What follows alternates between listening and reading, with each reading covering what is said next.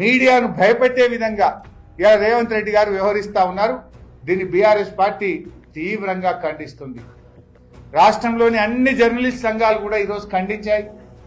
అన్ని జర్నలిస్ట్ సంఘాలు కూడా బేషరతుగా ఆ జర్నలిస్టులను విడుదల చేయాలని చెప్పి డిమాండ్ చేశాయి.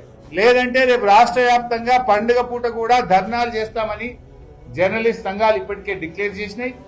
ఆ జర్నలిస్ట్ సంఘాల పోరాటానికి వారి ఏ కార్యక్రమం తీసుకున్నా బీఆర్ఎస్ పార్టీ సంపూర్ణమైన మద్దతునిస్తుంది. ఆ జర్నలిస్టులకు అండగా నిలబడుతుంది. ప్రజాస్వామ్యంలో మీడియా 4వ స్తంభం. మీడియా తప్పకుండా ప్రశ్నించే హక్కు ఉంటుంది.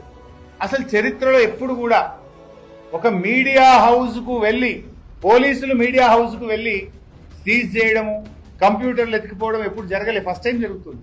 ప్రశ్నించే హక్కు 7వ గ్యారంటీ ఇస్తున్నాం, ప్రజాస్వామ్య హక్కులు కల్పిస్తామంటే ఇదేనా? రాష్ట్రంలో ఎప్పుడన్నా ఒక మీడియా హౌస్ కు పోలీసులు పోయి సీజ్ చేసిన పరిస్థితి ఉందా? ఒక మీడియా హౌస్ మీద దాడి చేసిన పరిస్థితి ఉందా? ఎక్కడి పద్ధతి అని అడుగుతా ఉన్నాం. మళ్లీ కోరుతా ఉన్నాం, పంతాలకు పట్టింపులకు పోకండి. పగా ప్రతీకారం పక్కన పెట్టండి. న్యాయబద్ధంగా వ్యవహరించండి. అరెస్టు చేసిన జర్నలిస్టులను బేషరతుగా విడుదల చేయండి. అక్రమ కేసులు నమోదు చేయకండి.